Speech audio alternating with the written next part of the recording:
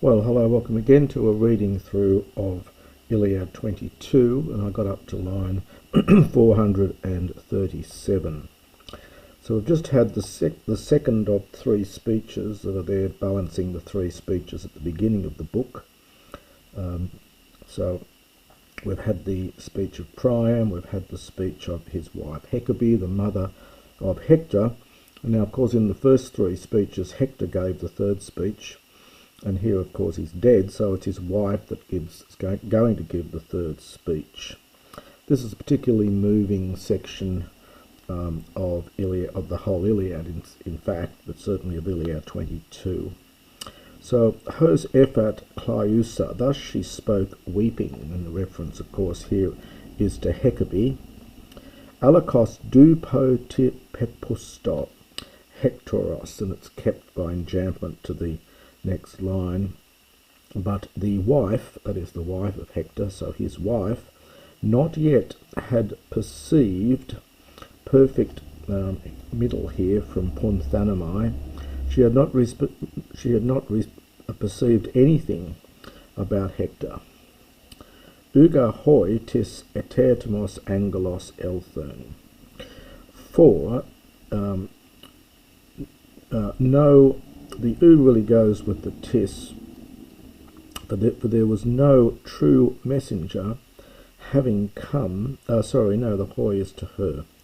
So, for there wasn't any true messenger having come hoi to her, who reported that her husband, Mimner, remained ektothi outside.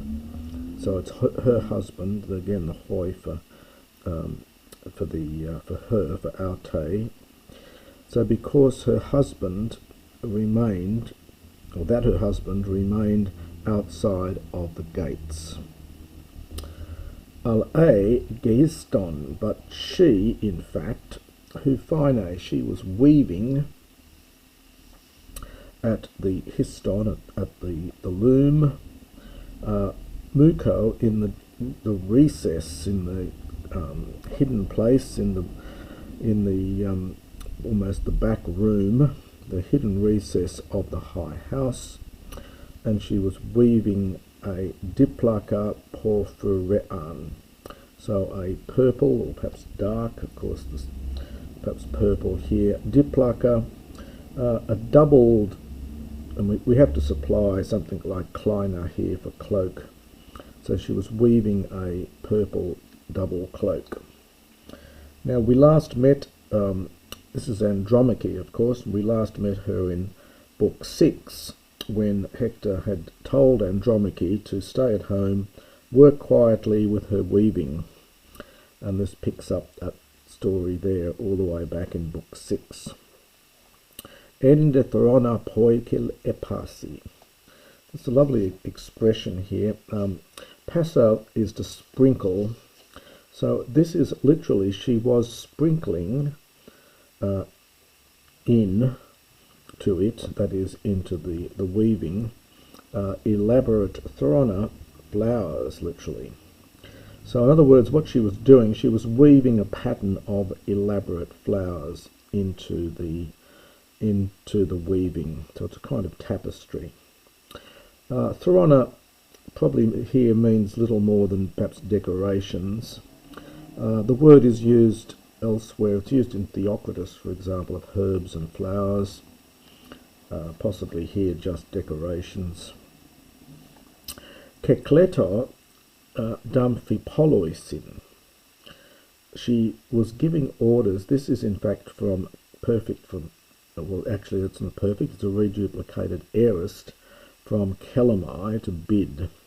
So she was giving orders to her fair-tressed servants about the house, and she gave them orders, stasai, well, we'll just say to place, or to put, literally to cause to stand, a great tripod, amphipuri, around the fire.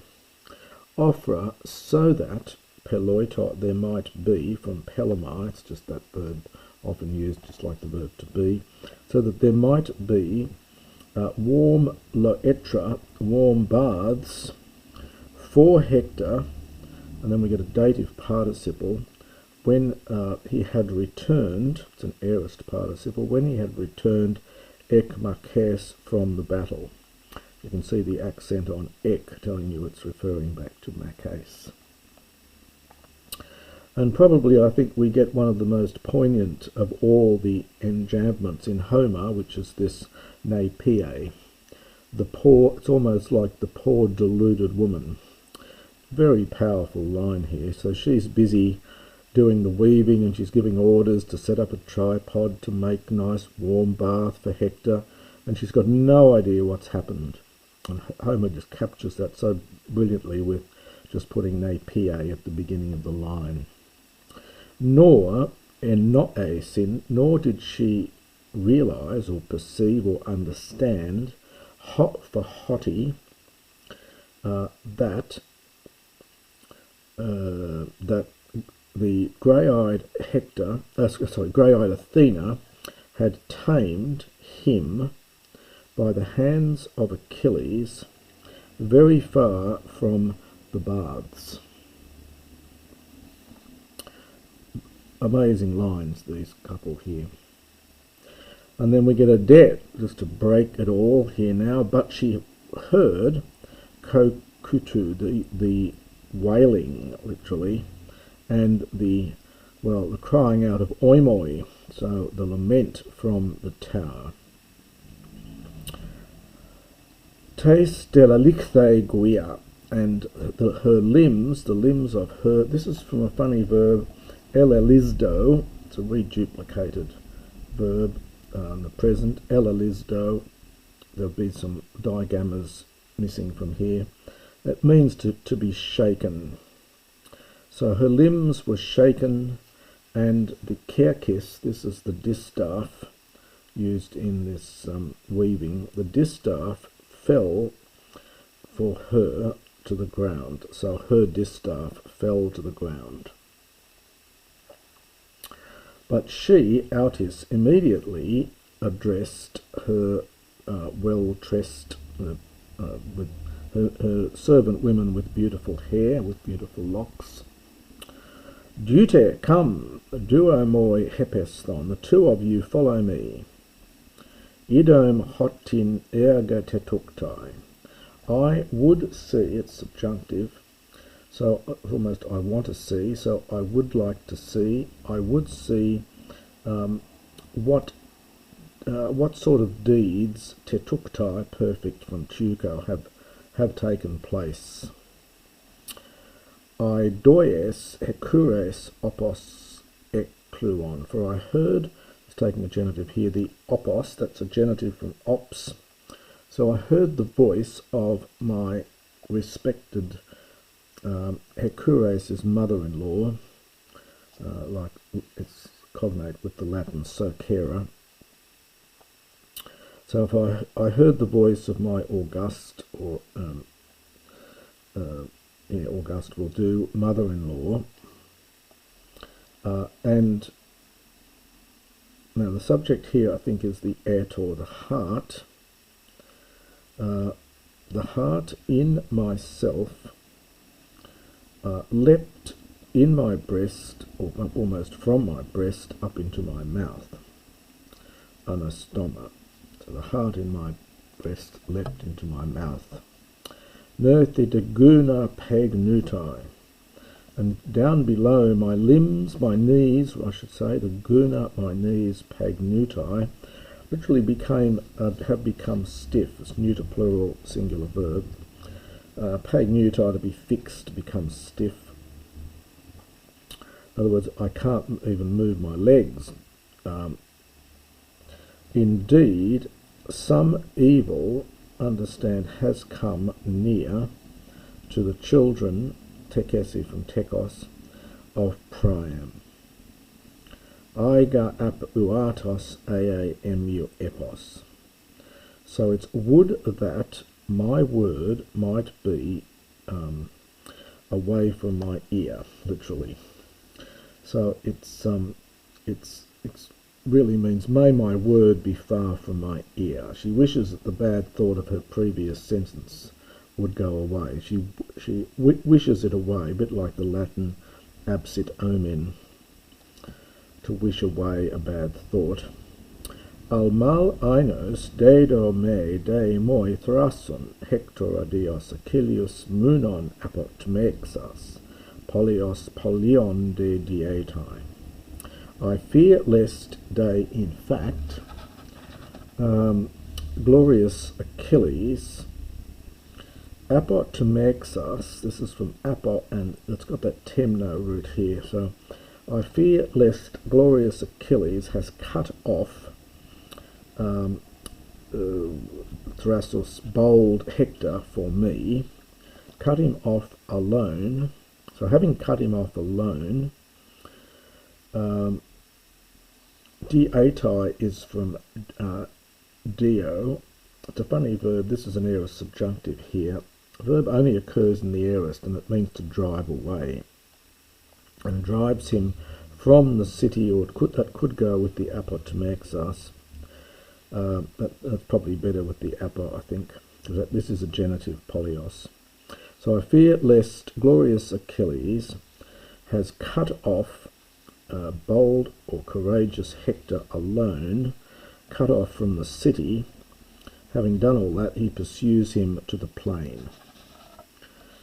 Kai daemin, and indeed, katapause, something like he will put an end to, he will cause to cease, it will cause him to cease, and then from something like his painful pride, his grievous excess of courage. The etymology of this is not totally secure. It's possibly connected with agan, excessively, in the anor from anor, a man, so hence very manly. The alleganos is painful, so it's something like and indeed he has caused him to cease from his painful manly confidence, fatal pride perhaps, which echesk, this is an iterative from echo, which is almost like always used to hold him. An iterative here, always takes hold of him.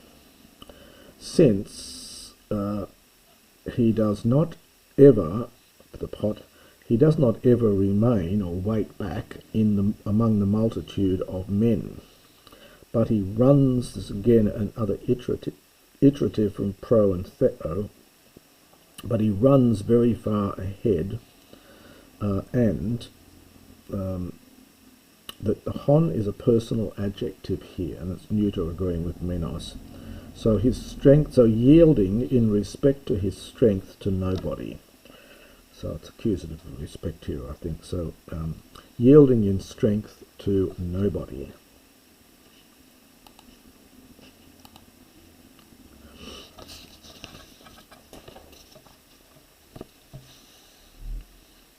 Hos ephamene, and thus speaking, di esuto, this is from dia plus that suo, normally with an epsilon, but in the aorist you get just the su. So thus speaking, she hastened like to a mad woman through the hall. Dia takes the genitive here, through the hall. Palomene cradian, literally shaking in her heart, something like that here, trembling or shaking in respect of her heart. And at the same time, amphipoloi, the servants, now this of course it's can be male or female, but it's the female servants, were going along with her.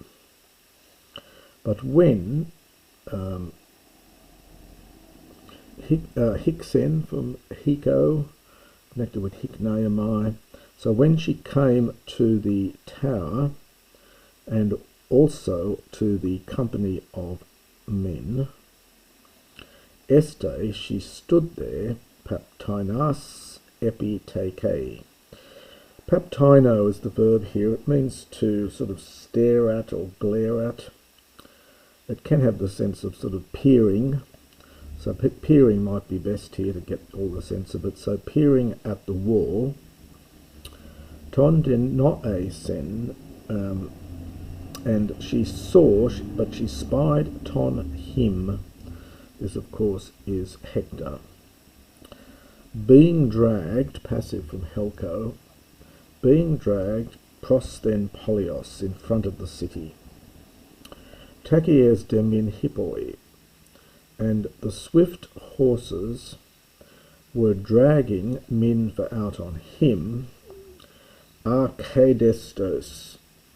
Well, it's literally without care, so something like ruthlessly, I think the scholiast says here. So the swift horses were dragging him ruthlessly to the hollow ships Achaean of the Achaeans. So she finally sees this, and Erebene Nux, dark night, covered her.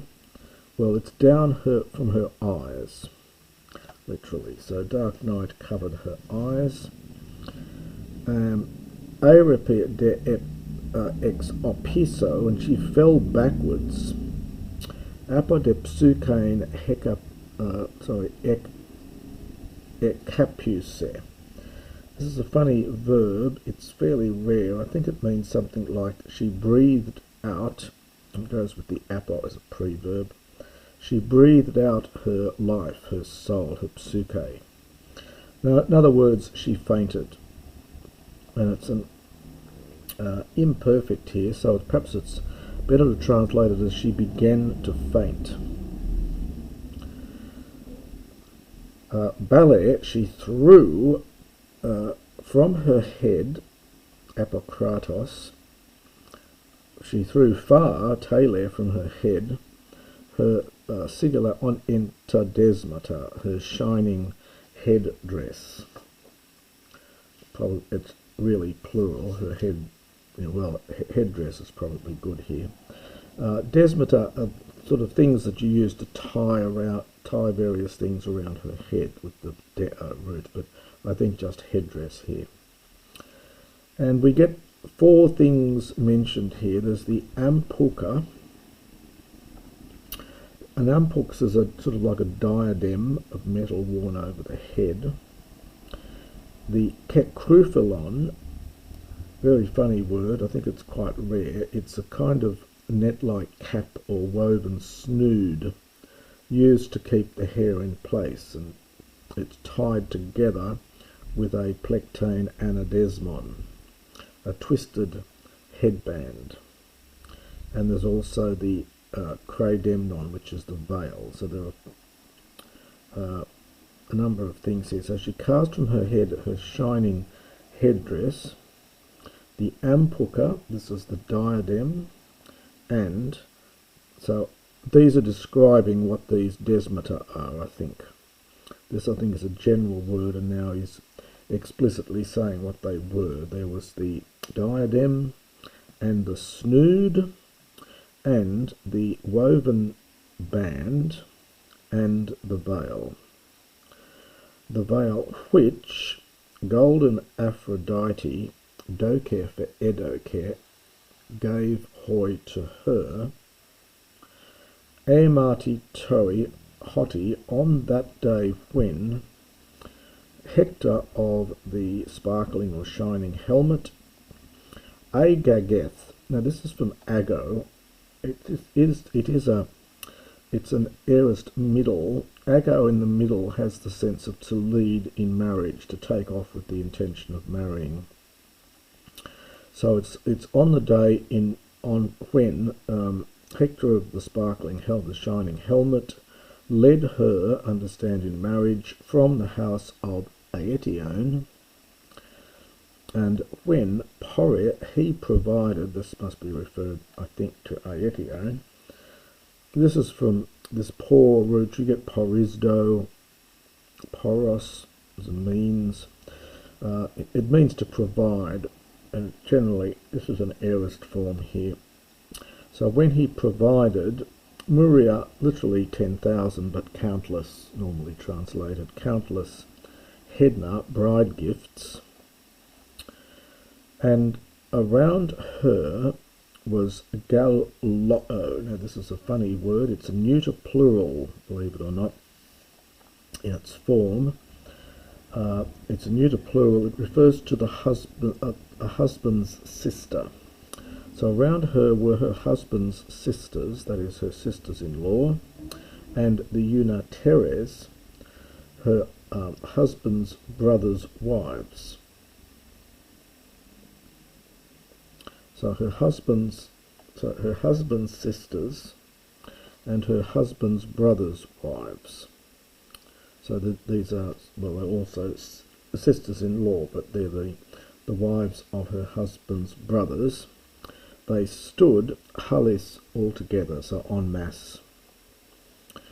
Hi hem metasphysin aiken. This is a very strange line here, both of its structure and its grammar. I think it's a fairly unique line. So it's something like, they were holding her among themselves. Her, from artusdamai is to be distraught, so she being distraught, apolesthai, well, we'd probably say even to the point of death. It's an epexegetic infinitive here. But she, when then penuta, something like she drew breath, or she regained her consciousness, she drew breath. That's why earlier I translated that Capus says she began to faint. So they're sort of holding her up even though she is distraught to the point of death. But she, when she had recovered perhaps, or recovered, got her breath back, and the thumos, literally her heart, was gathered into her frame. It's hard to translate this really. When she regained her senses, or something like that. Am bledane. This is from connected with Anna, the am from Anna and the bull from Ballo. Anabalamai is to strike up a song. It's quite a good classical word, to begin to sing, to strike up a song. Here it's something like perhaps lifting up her voice, or perhaps regaining her voice. Go'osa, lamenting, or weeping, she spoke among the Trojan women. And in the next section we're going to have the speech of Andromache.